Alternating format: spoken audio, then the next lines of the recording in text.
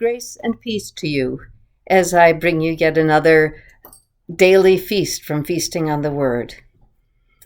This one that ends our week on Saturday, February 27th, returns us to that passage in the Gospel of Mark, chapter 8, verses 31 through 38.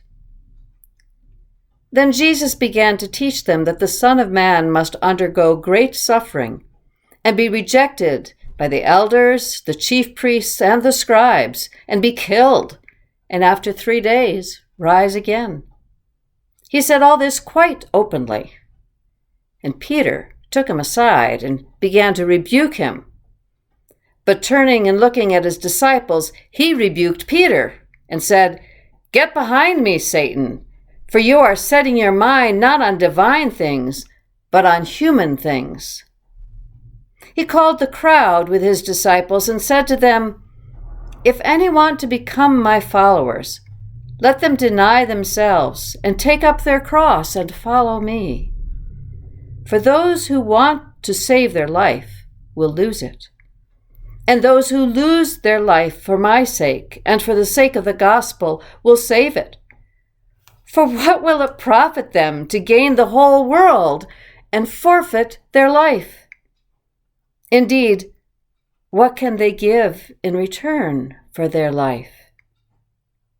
Those who are ashamed of me and of my words in this adulterous and sinful generation, of them the Son of Man will also be ashamed when he comes in the glory of his Father with the holy angels."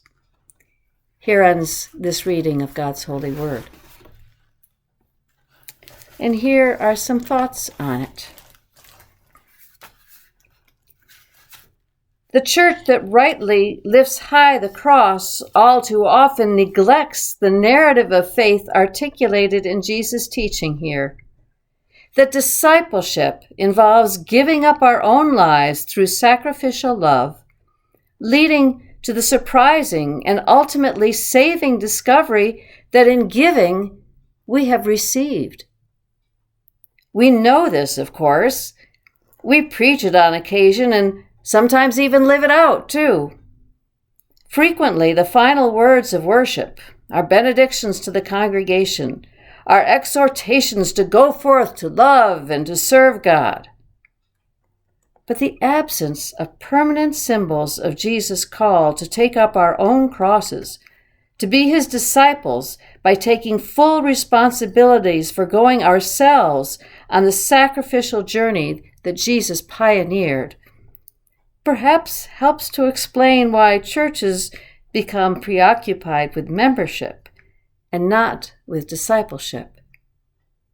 Perhaps what we need is a multitude of crosses, one for each one of us, at the back door of our sanctuaries, to be taken up as we return to the world of home and family, work and commerce, service and play, symbols of the call to discipleship that we have heard and accept anew.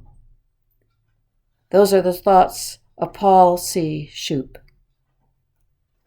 And if you'd like to respond to them, you might do it by asking these questions.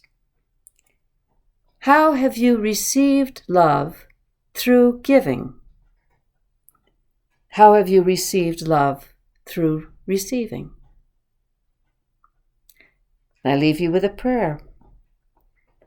Place the cross of your Son in front of me each day, so I remember my call as your disciple. Amen. Have a blessed day.